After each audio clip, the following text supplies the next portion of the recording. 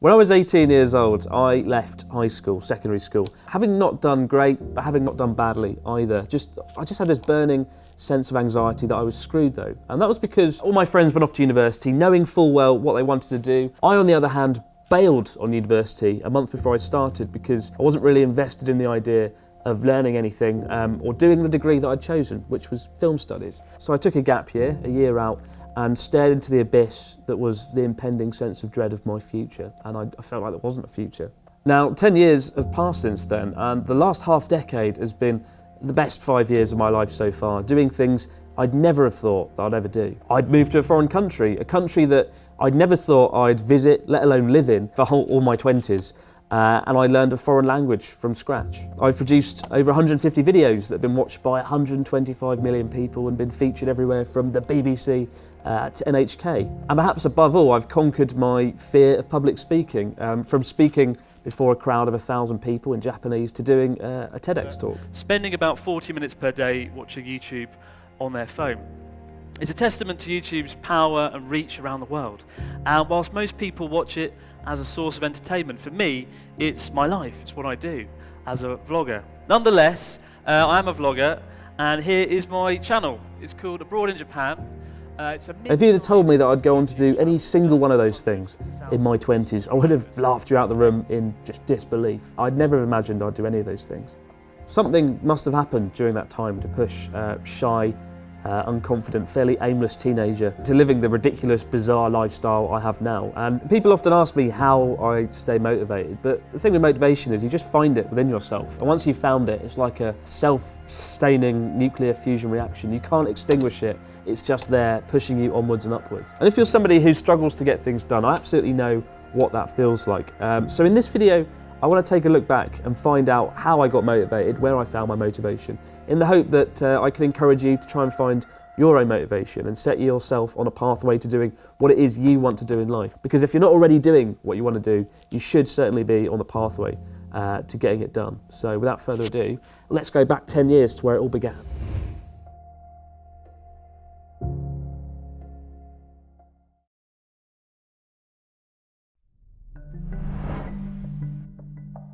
So I was 18 years old, I'd taken a gap year, and I found myself working 2 part-time jobs. One doing Excel spreadsheets, which was the most boring, worstest job in the universe. And number 2, I was a waiter, which was equally as rubbish, but I did get to meet Elon Musk and give him his birthday cake, so swings and roundabouts, wasn't all bad. But it was 2008, the world economy was in the dustbin, wasn't doing well, and with my lackluster resume, I felt like there really was no future. I was absolutely stuffed. And it was that fear and anxiety, I think, that was the genesis of my motivation to get something done, the fear of not succeeding or doing anything with my life. One thing I did have though, to keep me going through the Excel spreadsheets and birthday cakes to Elon Musk, was my imagination of a future that I wanted, living overseas, having adventures, and hopefully one day starting my own business. The only problem was I didn't know how to get from A to B. I didn't have a mentor, I didn't have anybody I could turn to offer advice. So I did the next best thing, I turned to books. I must have bought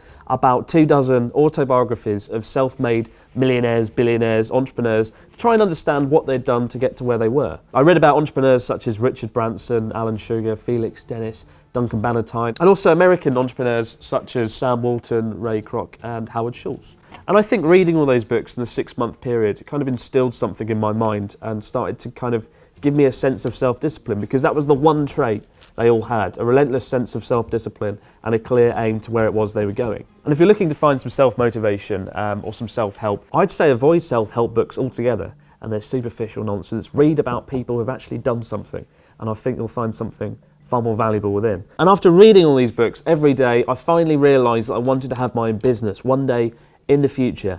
Only problem was I recognised that I lacked a lot of the key skills to actually be able to do that. And I felt like there was no way I was ever going to be able to do that in my lifetime. I lacked in self-confidence, I lacked in self-belief and self-efficacy. I'm not really sure why that was. I think it's just because I was an average student. And I think we define ourselves by how we do at school a lot of the time. And seeing as I hadn't done that great, I felt like I'd never ultimately amount to anything particularly good. So I realised I'd have to do something completely out of my comfort zone, do something so dramatic that it completely kind of changed who I was. And for that, I decided to move overseas and to learn a new language and to just live somewhere completely different and almost, I guess, reinvent myself to some extent. Now, by this point, it was 2009. I was still on the fence with regards to doing university, but I found myself on a flight to France to visit a friend, and I was sitting next to this couple, middle-aged couple, very nice, and they asked me, what do you want to do? You know, what do you want to do in your life after university? Where are you going to go? And I sort of said, well, I thought about living overseas and teaching English. Now, I never really wanted to teach English. I always just saw it as a means to an end of doing something, of going and living overseas. I always thought it was the way in, the easiest way. As luck would have it though, the couple I was sitting next to on the plane, their daughter was actually teaching in Japan at the time on the Japan exchange teaching program, and for the whole 2-hour flight to France, they sung the praises of the JET program, basically encouraged me to do it. And by the time I stepped off the plane, I was pretty much made up. My mind was made up that in the future, I would do the Japan exchange teaching program. Now, Japan at the time was a country I'd always wanted to visit. I was always fascinated by the culture as a kid. I watched a lot of films set in Japan, but I just assumed I'd never go there because it was so damn far away. And I think most British people feel like it's too far to visit, let alone ever live and work there. But there and then, I decided I was going to live in Japan. Didn't know how, but I decided. And finally, I had a sense of direction. But like the last piece of a jigsaw puzzle, it all kind of started to fall into place. I was going to go to Japan to do the JET program, to become a better person, to have the strength to start my own business. It was like a chain of things I had to do. And I knew where to begin, and that was to get on the JET program. And to get on the JET program, you needed a pretty good resume and, most importantly of all, a degree. So I decided to go to university.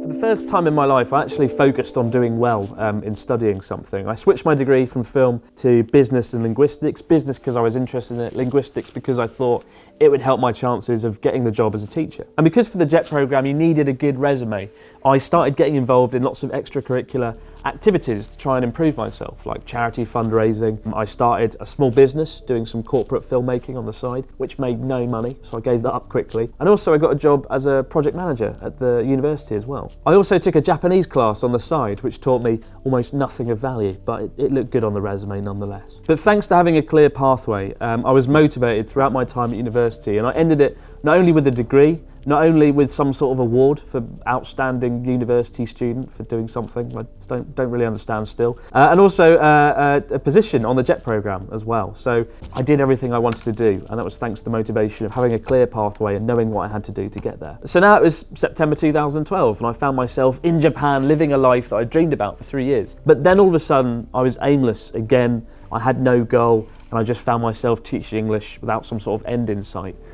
So once again, I kind of started to lose motivation and lost track of my original goal, which was to have my own business. But as luck would have it, I'd started doing YouTube on the side, part-time, just as a hobby, just because I enjoyed filmmaking. My old dream of filmmaking had kind of resurfaced in the form of making vlogs. And after about 18 months, there were, I think, about 25,000 subscribers on the YouTube channel on Abroad in Japan. And I remember joking to somebody that if I ever hit 100,000 subscribers, I would do YouTube full time, but I didn't really expect that to happen. And then it did, about 3 years later. And all of a sudden, I found myself leaving my job as a teacher to become a full-time YouTuber, finally in control of my own kind of destiny.